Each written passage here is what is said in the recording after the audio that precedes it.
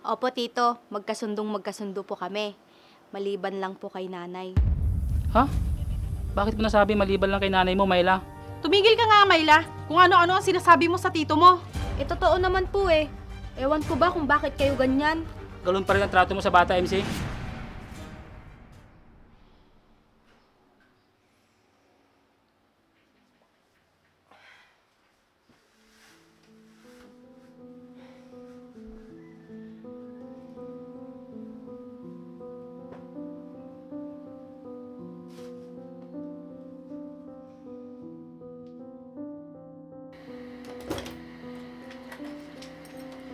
Nay, ate, gising na po kayo.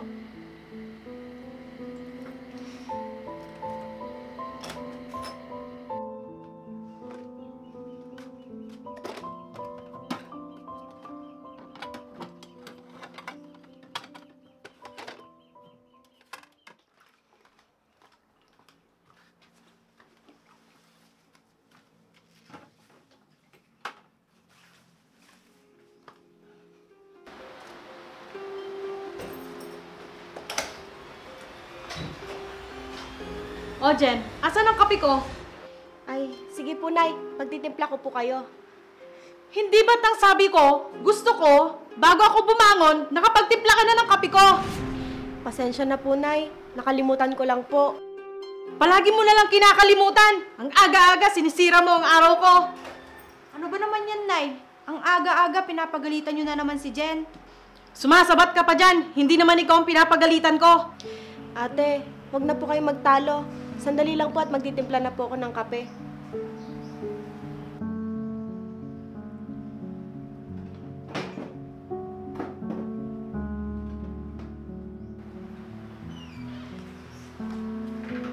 Nay, ito na po yung kape niyo. Ate, mauna na po ako maligo ha. Sige, Bunso, mauna ka na. Susunod na lang ako.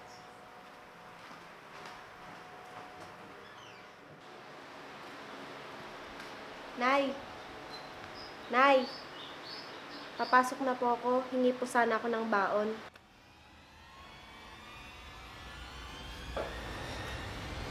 Nay, pwede pong humingi ng dagdag? Kahit magkano lang po. May babayaran lang po kasi ako sa school. Hay naku, Jen. Wala akong may dadagdag dyan. Mahina ang benta kahapon. Oh, iiyak ka. Magpasalamat ka na lang at binigyan pa kita. Sige po, aalis ka po ako.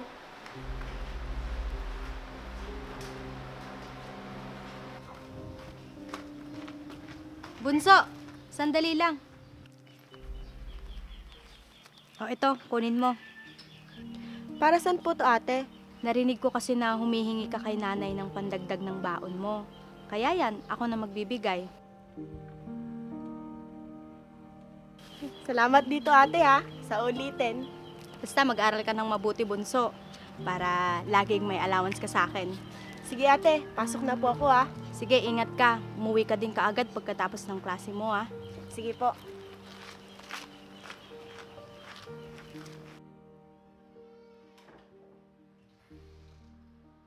Nay, bakit ganun naman kayo kay Jen? Ano na naman ba, Myla, ang sinasabi mo dyan? Humihingi lang po ng konting dagdag sa baon niya. Ang dami niyo na pong sinasabi sa kanya. Totoo naman ang sinasabi ko ah. Anong magagawa ko kung wala ako may bigay sa kanya? Andun na ako, Nay. Pero wag niyo naman po sanang isinusumbat lahat ng binibigay niyo po sa kanya. Ay naku, Myla. Pag-aawayan na naman ba natin si Jen? Ang akin lang, Nay, parang kasing hindi niyo anak kong ituring. Simula pa nung mga bata kami, ganyan na kayo sa kanya. Hanggang ngayon ba naman? Ay naku, dyan ka na nga.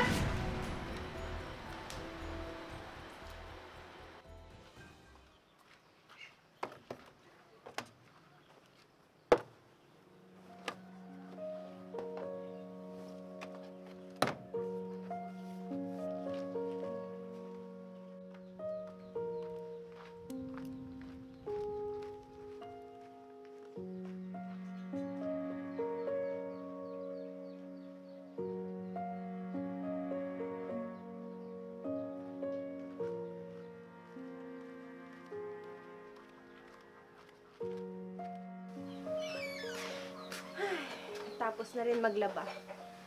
Gugutom na ako. Makakain na nga. Ano ba yan? Wala pa palang kanin. Iinom na lang ako ng tubig, tsaka matutulog. Lilipas din siguro yung gutom ko.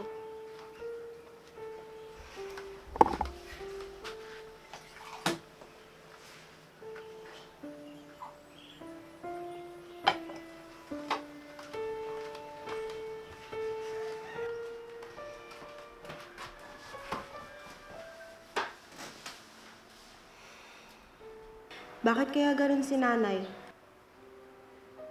Pagdating sa akin, laging galit at laging mainit ang dugo. Kay Ate Myla, hindi naman siya ganun. Napapaisip tuloy ako. Baka hindi ako tunay na anak ni nanay. Ano-anong iniisip mo, Jen? Tulog ka na lang. Lilipas din ang gutom mo.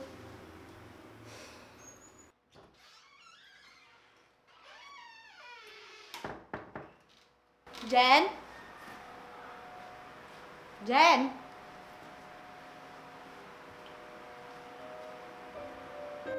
Mukhang pagod na naman ito. Pinaglaban na naman siguro ni nanay.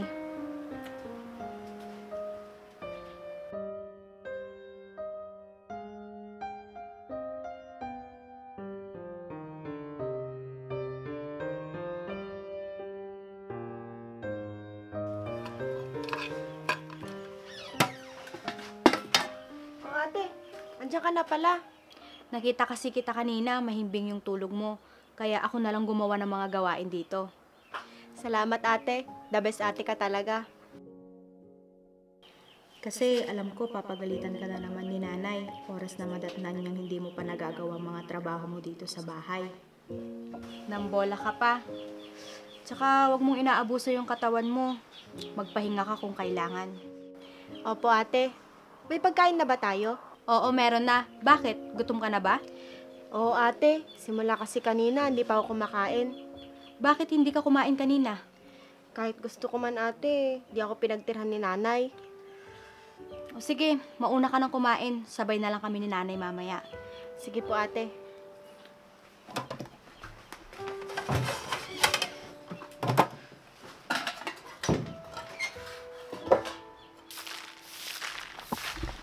Myla, nandito ang Tito JR nyo. Mano po? Jen, labas ka! Andito si Tito JR. Mano po? Mga dalaga na kayo ah. Samantalang mga bata pa kayo nung huling punta ko dito. Kumusta kayo dito? Ikaw Jen, kumusta ka na? Okay naman kami, Tito. Ayos lang po ako, tito. Jen, bumili ka nga muna ng merienda ng tito mo. Sige po. Sandali lang po, tito. Bibili lang po ako. Sige Jen. Mukhang magkasundo kayo magkapatid ah. Opo, Tito. Magkasundo po kami. Maliban lang po kay nanay. Ha? Bakit mo nasabi maliban lang kay nanay mo, Myla? Paano, Tito? Si nanay, laging mainit ang dugo niya kay Jen. Tumigil ka nga, Myla. Kung ano-ano ang sinasabi mo sa tito mo. Eh, totoo naman po eh. Ewan ko ba kung bakit kayo ganyan? Galon pa rin ang trato mo sa bata, MC? Ewan ko ba, Tito? Mabait at masipag naman po si Jen. At kung bakit mabigat lagi ang dugo sa kanya ni nanay. Tumigil ka nga dyan, Myla. Salita ka lang ng salita. Ikuha mo ang tito mo ng maiinom. Sige po. Akala ko okay dito si Jen. Hindi pala. Kuya, hindi niyo ako masisisi kung bakit ako ganito sa bata. Wala kayo sa posisyon ko at hindi niyo alam ang nararamdaman ko. Kahit na. Hindi dapat galon trato mo sa bata.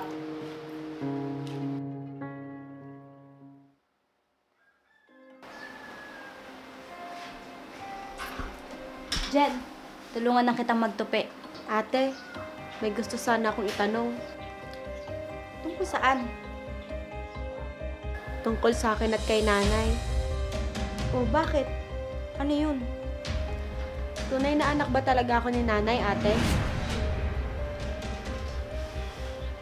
Naiintindihan kita, Bunso, kung bakit ganyan ang nararamdaman mo. Huwag kang mag-alala, pinagsabihan ko naman na si nanay. Salamat, ate.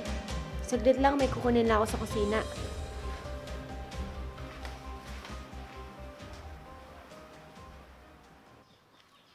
MC, Pwede ba tayo mag-usap?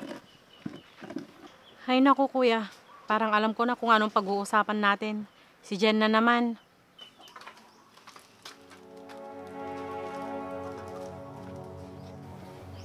Mukhang ako ata pinag-uusapan ni nanay at tito JR. Hanggang kailan ka magiging kanyon kay Jen, MC? Hay naku kuya, hindi niyo ako masisisi kung bakit ganito ang trato ko kay Jen. Hindi kundi pagmamahal ba sa bata, wala ka? Hindi ko siya matatanggap na maging anak ko.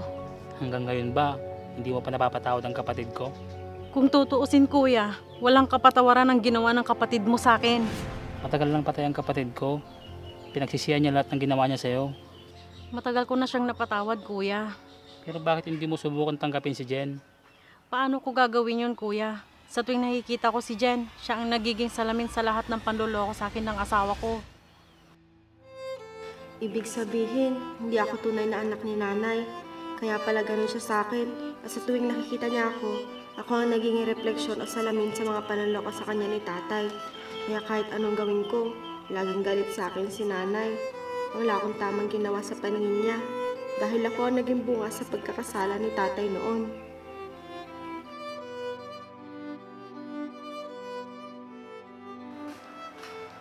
O Bunso, saan ka galing? Hinahanap ka ni Tito kanina para magpaalam. Wala ka naman. May pinuntahan kasi ako kanina, ate. Sabi mo kanina may kukunin ka lang. Bakit hindi ka na bumalik? Pasensya ka na, ate. Di natuloy kita natulungan kanina. Oh, bakit parang bigla kang tumamlay, Bunso? Umiyak ka ba? Kala mo lang yun, ate. Okay lang ako. Okay, sige. Sabi mo eh. Sige, ate. Pasok muna ako sa kwarto. Sige.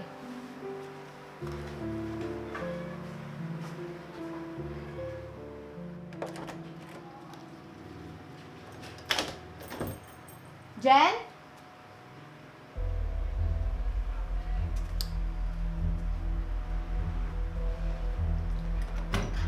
Jen?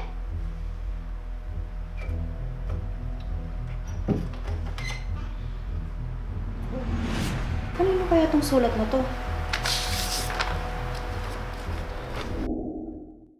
Ate Myla, bago mo basa ang sulat ko, nasa malayo na ako. Umalis ako kasi alam ko na kung bakit laging mabigat ang loob at laging galit si nanay. Narinig ko sila kahapon, nag-uusap ni Tito JR. Hindi pala ako anak ni nanay.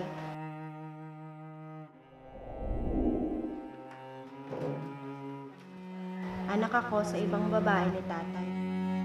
At ako ang naging bunga sa kasalanan ni tatay kaya ako umalis.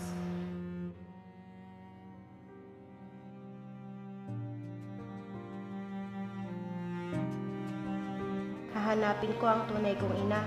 Gusto ko din maranasan, mahalin at pahalagaan bilang isang anak. Sa kanyang ina. Patawad ate, hindi na ako nagpaalam sa'yo. Alam kong di mo ako papayagan. Maraming salamat sa lahat ate. Mahal na mahal kita hanggang sa muli ate Myla.